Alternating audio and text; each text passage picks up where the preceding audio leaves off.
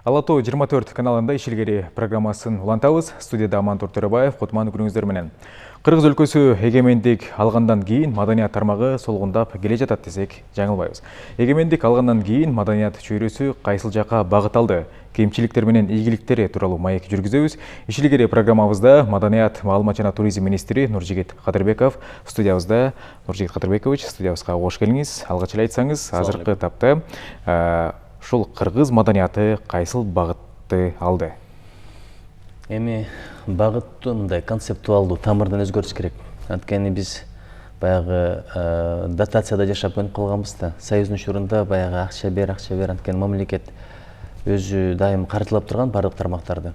Азыр болсо маданият өзүн өзү баккан, өзүн өзү актаган бир тармак айланыш керек да. Мисалы, бизде мына искусство музейи бар, ИЗО музейи. Мисалы, мамлекеттик курулуш мекемеси келип туруп эсептеп бериптир, капиталдык ремонтко 110 миллион сом керек экен. Бирок ал туура эмес дейт да, чын эле 300 миллиондой керек болот экен. Анткени ичинде өзгөчөлүктөр бар. Реставрация деген такыр башка болот. Бул евро ремонт кылгандай эмес, баягы калыбына келтирген искусствонун бул такыр башка нерсе да. Ошон үчүн цирк мисалы, цирк турат. Аны 140 миллиондон башталат экен сметасы, кайра ремонттоп чыгышчы. Союз куруп койгон мекемелерди кайрадан калыбына келтириш биз үчүн абдан оор болуп атат да. Ошон үчүн бүт дүйнөдө маданият өзүн өзү баккан, киреше тапкан тармак. Мисалы, карасаңыз эң бай адамдардын бири Майкл Джексон болгон, ал маданияттын өкүлү болгон. Битлз кандай бай болгон, ал Британия маданияттын өкүлдөрү. Ошон эле Майя Полицейская деп Россиядагы дүйнөдө ошондойлор көп да, жана кыяк ойноп, анан кийин оркестр менен тапкандар. Биз буга мындай бизнес киреше табуучу бир булак катары карашыбыз керек да. Анан бир 4-5 миңден айлыгын коюп коюп, анан кези келгенде 6 миңге көбөйтүп коюп, мынтип маселе чече албайбыз.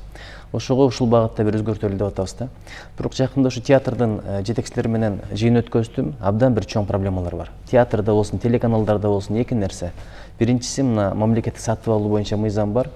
Эми башка тармактарда балким бул туура эледир, бирок бизде караңыз, Россиядан бир балеронду же бир кыяктын чеберин же бир сүрөтчүнү чакырсаң, эмне тендерге катыш анан келесиң деп айтабызбы?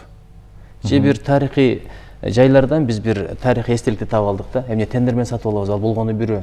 Ошон үчүн бул биздин тармакка жарабай турган нерсе да, жарабай турган нерсе. Бир сүрөтчү мастер-класс өтүп бериш керек. Биз аны чакырып атабыз. Тендерге катышып кел десең, ал келбейт Кыргызстанга. Ансыз деле аларга кезекке тургандар толтура, гонорар абдан чоң. Ошон үчүн бул өтө бир ойлоно турган маселе. Ошол тендер деген нерсени маданият тармагына алып коймой сайын маданият тармагы эч качан өнүкпөйт. Мына мисалы, ШОСтун онлайн концерти болот. Биз болсо буга атайын жанагындай бир жарыктарды коюп, LED экран менен бир миллионго сом жакын акча кетет да, миллион сомго жакын акча кетет. Анан айтабызбы, эмне Кара Молдорозов атындагы оркестрлер тендерге катышкыла депчи. Ушундай бир кыйын учур болуп атат да. Ошон үчүн бул маселени чечпесек, такыр болбой турган болуп калды. Ушу тендер маселеси бар. Экинчиси, бюджеттик кодекс өзгөртүлүш керек. Азыр бюджет кодекси боюнча жанагындай арендага берип, же билет сатып, же бир чыгармачылык гастролдор менен тапкан акчалары 100% Минфинге кетет да, мына мамлекетке өтүп кетет. Бирок кайра калыбына келбейт. Өзү 70% калыш керек болчу. Кээде жылдын аягында кайтарып берет экен айрым мекемелерге 70%. Бирок ага чейин ким бар, ким жок деген маселе да. Мурда майда чүйдө маселени өздөрү чечип алат эле. Анча-мынча ремонтторун бир жери жарылып калса, же бир жери өчүп калса, азыр бир лампочка болсо дагы тендерге коюп отурабыз. Бизге кайрылат. Ошон үчүн алар бир өздөрү акча тапканга мүмкүнчүлүк бериш керек. Анан дагы бир нерсени өзгөртүп киргизип атабыз азыр. Мисалы, кружоктор бекер деген нерсе бар экен, мамлекеттик кызматтын реестр системасындачы. Мен ушуга жакында биздин юристтерге буйрук бердим, өзгөртөлү. Ошол кружоктор дагы акы менен болсун. Айланайын, көчөдө азыр сүрөттөр турат. Монтип турган сүрөттөрдү көрүп каласыздар, туурабы? Түкүнчө деген акылдуу келди Россиядан. Бир лекциясы $300 деп. Ал болгону сөзүн сатып атат. Биздин өнөрпоз адамдарда алар инструмент ойной алат, алар сахнада кантип сүйлөштү билет, алар актёрдук мастерствону билет. Арзандан ашты татыбайт деп, ошол өнөрлөрдүн сатсын, кирешесин тапсын. 4-5 миң айлык бул минималдуу болсо, өздөрү киреше тап, күнүгө жумушка сүйүнүп кеткенде болуш керек да. Анан бир айлыкты белгилеп койсоң, келип чылым чегип иштебей кеткенде ошо айлыкты алат, тер төгүп иштегенде ошо айлыкты алат, адилетсиздик ошондон пайда болот экен, демотивация ошондон пайда болот экен. Мамлекеттик сатып алуулар ушул жалпы маданият тармагын мындай аксатып атат. Анан кандай сиздер тараптан ушул мыйзамга мындай өзгөртүүлөр киргизилип атат? Эми мына жумушчу топ түзүп атабыз, Кудай буйрса. Эми жумушчу топто жалаң эле чыгармачыл адамдар болгону туура эмес экен. Биз азыр эксперттерди чакыралы, юристтерди чакыралы. Эгерде азыр мүмкүнчүлүгүбүз болгондо тендерге коюп эле жакшы адистер тандап алмакпыз. Анткени кагаз иши өтө оор иш. Мыйзамга өзгөртүү киргизүү маселеси өтө бир оор маселе. Ошон үчүн өкмөткө бир токтомдун долбоорун даярдап, анан кодексти өзгөртүүнүн бир проектісін даярдап туруп кирели деген оюбуз бар. Эми бул бир топ убакыт алат, анан ARV деп коет, анализ регулятивного воздействия депчи. Ошого окшогон бир кагаз иштер өтө бир көп убакыттарды алат да. Бирок биз бул ишти аягына сөзсүз чыгышыбыз керек, сөзсүз чыгабыз деп эсептейм. Бизди колдогон депутаттар деле бар, өкмөттө деле маданият тармагын түшүнгөндөр абдан көп. Мына көрдүңүздөр жакында Артем Эдуардович өзү бир кылым картар бир күндү барып көрүп кетти үй бүлөсү менен. Эми үй ыйлөөсү менен отурдук, аял абдан мындай ыйлап атып көрдү да, чын айтканда. Кыргыз тилиндеги биздин спектакльде. Анан ушундай бир маданият тармагына кызыккан депутаттар да көп, өкмөт мүчөлөрү да көп. Кудай буйрса бул маселени биз көтөрөбүз. Өкмөттүн жыйыны болгондо. Анан протоколго кирсе бат чечилет деп эсептейбиз. Биз да колдон келген иштердин баардыгын кылабыз. Өзү мындай иштерди мындай өтө мыкты адистер бат-бат эле кылса керек эле, бирок бизде чыгармачыл адамдар аларды жумуштан алып, анан кагаз иштерин отургузса абдан кыйын болуп атат, бирок биз колдон келген аракеттин баардыгын кылабыз.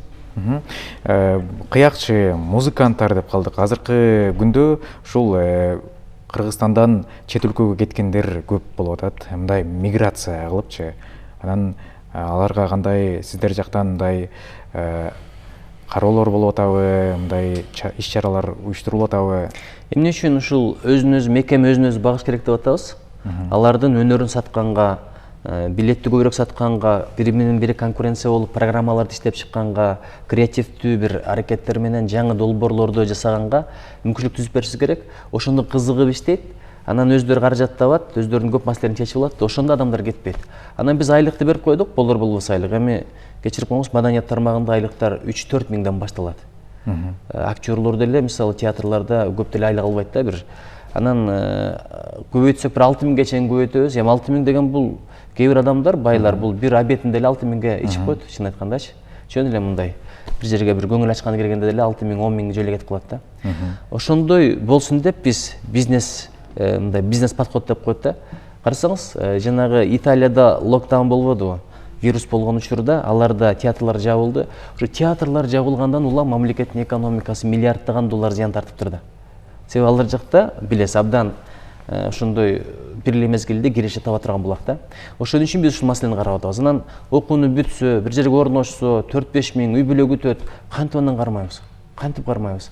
Азыр айлыкты көтөргөнгө мүмкүнбү? Мүмкүн эмес. Анткени көрдүңүздөр, вирус апаты болду. Саясий кырдаал мындай болуп кетти. Бир топ чек аралар жабылып турду. Импорт, экспорт маселеси, экономика маселеси бир топ аксап калды. Ошон үчүн ушул маселени чечмей сайын биз маданиятты мындай жок алышыбыз мүмкүн да. Анан экинчи дагы бир нерсе бар. Дүйнөдө билим бул бизнес да. Эмне үчүн америкалыктар Гарвард, Оксфорд эми Англияда кечирип коебуз. Гарвард сыяктуу, Йейл, Принстон сыяктуу университеттерде, ошол эле Гарвард, Оксфорд мейли бул Англияда болсун, Германияда болсун, абдан рейтинги жогору. Анткени бул бизнес сыяктуу. Бир окуганын жылына 50 миң, 60 миң, 70 миң доллар төлөйсүң да. Бул өлкөгө миллиарддаган, керек болсо триллиондогон акча келе турган бизнес алар үчүн. А биз болсо мына БХУ деп коет, хореографиялык училище, окуу жай. Ошол жерде бекер окутат экенбиз. Контракт жок экен. Анан алар окууну бүтүп алат дагы, Россияга кетип атат, Казакстанга кетип атат, Түркияга, Америка, Европага кетип атат. Биз Кыргызстандын налог төлөөчүлөрдүн эсебинен ошолордун адистерин даярдап берип атабыз да. Ошон үчүн контракт киргизели. Биздин ошол балерондор, балет мейстерлер өздөрүнүн өнөрлөрүн алар да сатсын.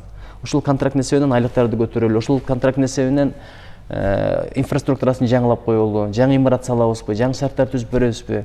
Анан бүт баардыгын бекер кылганда ал заман өтүп кетти.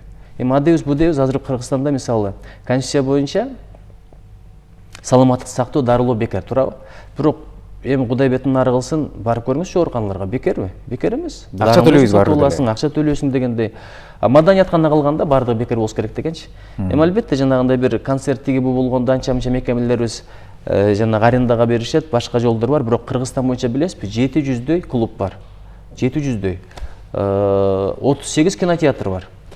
Ошол эле 40тай биздин маданият үйлөрүбүз бар, 1064 китепканаларыбыз бар, бир церквибиз бар. Чын-чынына келгенде музейлерибиздин саны 118. Ошолордун баардыгын анан арзанын аштатыбайт. Өткөндө Исхак Разаковдун юбилейи болуп атат. Исхак Разаковдун музейине барсам, бекер. Мен айттым, эмнеге бекер? Эми ушул күндөргө жанагы сый-урмат адамдар келсин деп, ошондо деле кыйратып барбайбыз да бир музейге, чын айтканда. Анан акы сөз канча десем 10 сом. Айланайын, Исхак Разаковдун кадыры жок дегенде бир 200 сом болуш керек да. Ошону да арзан десебиз керек. Европага барчы, бир стакан кофе алсаң 10 евро төлөп ичесиң аэропортторундачы. Ошондой бир өзүбүздүн маданиятты өзүбүз сыйлабасак, өзүбүз кадырлабасак, карасаңыздар тияк бияктан коноктор келгенде, президенттер келгенде мактанарыбыз бир гана биздин маданиятыбыз. Азыр биз экономика жагынан, балким илим жагынан, технология жагынан дүйнөдөн көп өлкөлөргө жетпей атабыз. Бирок маданият жагынан ар кандай өлкө менен тайлаша турган биздин тарыхыбыз бар, байлыгыбыз бар. Ошону сактап көтөрүш ар бирибиздин мойнубуздагы эки милдет болуш керек. Музей деп калдык. Ушул музей адистеринин семинары кандай өттү, өзүнүн өтүүсүнө жеттиби? Ушул семинар дегендерди ушул министр болуп келгенден кийин бир өзгөчө приоритеттүү талап койдук. Биз дайыма илимди жаңылап турушубуз керек. Бизнес компаниялар эмнеге өнүгөт? Анткени алар өздөрүнүн адистерин тренингтерге жиберет, семинарларга жиберет, алардын интеллектуалдык потенциалын, тажрыйбасын байытып турат да. Ошон үчүн биз Кыргызстанда деле ушул нерсени койсок болот. Биринчи жолу тарыхта мына биздин улуттук драма театрдын актерлору, мастерлери, метрлери топтолуп алып туруп, региондогу театрларга сабак өттү. Бул 3-4 күндүк сертификат бериле турган сабак өттү. Бул абдан жакшы нерсе да. Анткени сиз көргөндү мен көрбөгөнмүн, мен көргөндү сиз көрбөгөнсүз экөөбүз алмашып турсак, илим көбөйөт, тажрыйба көбөйөт дегендей да. Анан бардык тармактар ушул тапшырманы койдук. Керек болсо райондук маданият үйлөрүнүн жетекчилери, алар дагы токтоомду кантип жазат, кантип кагаз толтурат, кантип уставдарды кылыш керек, кантип мисалы паспорт түзүш керек, инвентаризация кандай болуш керек, ошолор боюнча илим билим алсын деп жакында алар үчүн да сабак баштайбыз. Анан музейлер үчүн сабак уюштургула деген тапшырма болду эле. Кудайга шүгүр жакында биздин аппарат муну аткарды. Абдан бир тажрыйбалуу музей тармагындагы профессорлор бар, чет өлкөдөн илим билим алып келгендер бар. Мына Борбордук Азия университетинин өкүлдөрү абдан жакшы сабак өтүп берди. Буга биздин бүт музей мекемелеринин кызматкерлери катышты, Борбордук аппараттагы музей тармагында иш алып барган биздин өкүлдөр катышты да. Булар абдан жакшы ойлорду алды, идеяларды алды, жаңы маалыматтарды алды, дүйнөлүк тажрыйбадагы жетишкендиктерди алды, инновация боюнча идеялар пайда болду. Эми ошол Кудай буйрса сөзсүз ишке таасир этет. Ошон үчүн жакында мына Тышкы иштер министри менен сүйлөштүм. Эл аралык протокол боюнча билим бериңиздер деп. Дипломатиялык академияда биздин маданият кызматкерлери барып протокол боюнча билим алат, эл аралык этикет боюнча. Анткени биз туризмде бизде эл аралык кызматташуу чоң мойнубузда бар. Чет өлкөгө чыгабыз. Мына мисалы көчмөндөр ойлу буйрса, аманчылык болсо быйыл Туркияда өтөт. Ошондой учурда биз эл аралык этикетти аябай жакшы билишибиз керек. Япондордо мисалы визиткасын берсе, монтуруп таштап койсоң өтө оор, же ушу карабай туруп элчинтекке салып койсоң, алар ордунан туруп алат дагы бир карап коет. Эки колдоп берет, эки колдоп алат, анан карайт. Анан кийин сөзсүз ордун өзүнүкүн берет, анан бир-эки сөз айтат, андан кийин гана салат да. Ошого окшогон бир эл аралык этикеттерди окуталы деп, мисалы бүт кызматкерлерибиз ошол окууга барат. Кечээ эл аралык бөлүмдүн кызматкерлери бир чоң окуудан өтүп келди. Айтор бардык тармактар боюнча ушундай бир илим билим алууну аябай жолго коюп атабыз. Кудай буйрса мунун акыбетин көрүңүздөр. Абдан бир жакшы болот да. Чет элдиктер келсе, бул маданият тармагы эң биринчи көргөзмө өтүп атабыз. Анан туризм тармагындагы долбоорлор же туризмге мисалы чет өлкөлүктөрдү тартуу боюнча кандай иш чаралар жүрүп атат сиздерде? Мына жакшы кабарды айтып коеюн. Эртеге Кудай буйрса 19-унда кышкы туризм сезонунун ачылышы болот Чуңкур жакка. Сиз да келиңиз. Ошол Кудай кааласа программаны 12-лерге барсак, анан баштайлы деп атабыз. Эл аралык дипломаттарды чакырдык. Бул бир. Экинчиден, азыр эл аралык партнерлор менен иштеп атабыз. Мына мисалы кореялык бир компаниялар менен Кыргызстан тууралуу катар-катар роликтерди тарттык. Биз болсо ошол артисттерди, анан кийин жанагындай окуу жайлардын студенттерин массовкаларды кылып бердик, анан музыкаларды ойноп бердик. Ошолордун бардыгы бул жакта тартылып атат, анан чет өлкөдө да көрсөтүлүп атат да. Анан Кудай буйрса мына Ысыкөлдө Дүйнөлүк банктан $3 миллион бул эми кредит эмес, бул грант.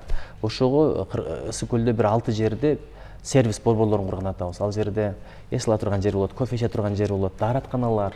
Даараткана маселеси өтө маанилүү бизде. Анан жанагындай сурай турган жер болот. Айтор бир абдан бир эс ала турган, анан кийин маалымат ала турган, туристтер үчүн жакшы кызмат көрсөтүү борборлорун кылып атабыз да. Анан ушу биринчи эле келгенде ушул маселени койгонмун. Ар бир азиес, ар бир кафе заманбап дааратканаларды куруш керек деген. Эми улуу сөздүү уят жок, эми келип алып даараткананы айтат деп кап болбоңуз. Чет өлкөдөн келгендер кафеге кирип эң биринчи бул ыңгайлуулукту карашат, Эми албетте бул падыша жөө барган жер деп бекер айтпайт. Адам кафеге кирбей коюшу мүмкүн, жанында сухой паёгу болсо, же болбосо анча-мынча театрга кирбей коюшу мүмкүн, музейге кирбей коюшу мүмкүн, жаратылышты көргөнү келген адам болсо. Бирок дааратканага сөз кирет да. Ошол жерде мындай өлкөнүн деңгээли чындыгында байкалат да. Эми мен тамаша чын аралаш айтып жүрөм, эми Япониянын дааратканасына кирип анча-мынча тамак ичип чыксаң деле эчтеке болбойсуң деп, ошончолук деңгээлде да. Ошон үчүн бул өтө маанилүү маселе. Анан муну кантип чечиш керек? Ар бир ошол кафелер бар, туурабы? Элге мындай тамагын сатып киреши таап атат. Бул жагында шарт түзүш керек. Анан кийин тамак сатып эле, анан калганы эмне болсоң ошо бол, ак суунун баш жошу болсун деген туура эмес да. Ошого ар бир АЗС, ар бир кафе, ресторан сөзсүз түрдө заманбап стандарты бекитилсе, ошондой даараткана курсун, мөөнөт бериш керек. Эгерде ошол мөөнөттү аткарбаса, штраф салыш керек. Ошол токтомдун долбоорун даярдаттык. Азыр биз муну жөнөткөнбүз жанагы курулуш мекемесинечи. Эгер алар кол коюп берсе, анан өкмөт бир колдоп бере турган болсо, бул абдан жакшы бир маанилүү долбоор болот да. Ушул көчмөндөр оюндары жөнүндө Түркияда өтөт 2021 жылы. Ушул жөнүндө айтып берсеңиз, кандай даярдыктар болуп атат Кыргызстанда? Эми жакында орун басарымды жибердим, Кайрат Иманалиевди. Ал барып келди. Анан спорт комитетинен, жаштар комитетинен дагы барды делегация. Биздин улуттук маданий борбордун директору Жумакадыр Билалович барып келди. Эми бул чоң бир дипломатия да. Албетте биз көчмөндөр оюнунун авторубуз. Бул өтө бир чоң жетишкендик, чоң ийгилик. Анан эми атаандашы бар да. Азыр мисалы кээ бир өлкөлөр этно олимпиада уюштурабыз деп аны бир жокко чыгаргысы келип атат да. Кээ бир өлкөлөр жаңы бир бренд менен аны бир көлөкөсүндө саясында калып кетсин деп атат. Бирок биз ага жол бербейбиз. Анткени көчмөндөр оюну деген, этно олимпиада дегенде карасаңыз, бул терминология жаңы болуп атат да. Көчмөндөр оюну. Биз бул брендти сакташыбыз керек. Ушул аркылуу дүйнөгө бир топ таанылдык, дагы да таанылабыз, Кудай буйрса. Анан мисалы өткөндө эмне болду? Түрктөр жөн гана спорт оюндарын кылабыз деген экен. А биз бардыкта мындай сунуш киргиздик. Алар муну кабыл алды. Маданий иш-чараларды өтүш керек. Бизде көрдүңүз, көк бөрү да болду, ат чабыш да болду, улак тартыш да болду, аркан тартышмай да болду, салбурун да болду. Ошол эле мезгилде кырчында маданий программа көрсөтпөдүкпү? Концерттер, оюн зоо, концерттердичи. Анан биздин мына жанагындай Кыргызстан эл ассамблеясы барды дагы ар улуттардын бир өзгөчөлүктөрүн көрсөттү. Ошого биз аянтчылар түзүп бердик да. Ошон үчүн биз өзүбүздүн стандарт бар, өзүбүздүн программа бар, өзүбүздүн идеология бар. Аны оңой алдыра койбойбуз да. Бул чоң дипломатия билинбеген менен. Көчөгөн аркасында чоң күрөш жүрүп атат, бирок биз колдон келген аракеттин баардыгын кылабыз. Бул Кыргызстандын бренди катары дүйнөгө таанылышына бүт аракеттерди кылабыз. Нуржигит Кадырбекович, сизге чоң рахмат айтабыз. Биздин студиябызга келип, өзүңүздүн маегинизди куруп бергениңиз үчүн ишиңизге ийгиликтерди каалайбыз. Чоң рахмат. Урматтуу телекөрүүчүлөр, Ишилгери программабызда Маданият, маалымат жана туризм министри Нуржигит Кадырбеков студиябызда болду. Ала Тоо 24 каналынан алыстабаңыздар.